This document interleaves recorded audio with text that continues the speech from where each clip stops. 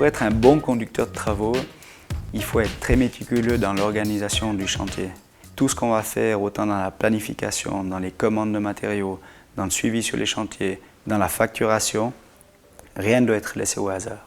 Toutes les surprises qu'on ne connaît pas forcément, c'est de savoir essayer de les anticiper, mais être très réactif pour les résoudre. Ouais, salut STVS, c'est Paul. Écoute, j'ai eu l'information là de l'ingénieur. Tu peux faire les 2 forages à la verticale des tubes en attente. Parfait. Ouais, c'est bien. Ouais, t'as le camion à 1 heure. Hein. Ouais. J'ai fait mon apprentissage de maçonnerie qui dure 3 ans. Pendant environ 4-5 ans, j'ai travaillé comme machiniste. Suite à ça, j'ai proposé de faire chef d'équipe. Je me suis occupé de chantiers de génie civil et de bâtiment. Et puis un beau jour, j'ai eu cette impulsion pour partir à l'école technique de Fribourg pour être conducteur de travaux.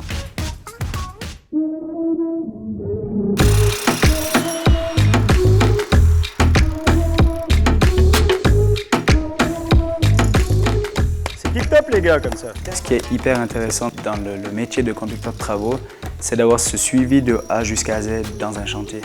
Cette planification, travailler au bureau, sur des plans, sur des maîtrises, des choses comme ça, et être aussi à l'extérieur pour faire des relevés, suivre les séances, ça va? Ben, toi? Donner l'impulsion aux ouvriers sur place, leur expliquer le travail qu'il y a à réaliser.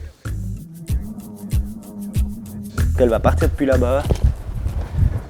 Et puis après le cadre ici, tu vas devoir le régler en fonction, tu te souviens.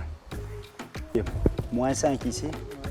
Un des rôles du conducteur de travaux, c'est les problèmes liés aux hommes sur le chantier. C'est gérer en fait une équipe de travail. S'il y a une bonne ambiance dans une entreprise, c'est des ouvriers aussi qui vont rester là d'année en année. Ce que j'aime dans mon métier, c'est le contact avec les personnes, les ouvriers sur le chantier, avec mes collaborateurs au bureau, c'est le contact avec les autres corps de métier. Et ce que j'aime tout particulièrement aussi, c'est donner cette impulsion sur un chantier, par exemple quand il y a des problèmes. C'est les résoudre très rapidement pour en fait ne pas perdre de temps et puis le chantier se finir dans les délais ou dans les prix demandés aussi.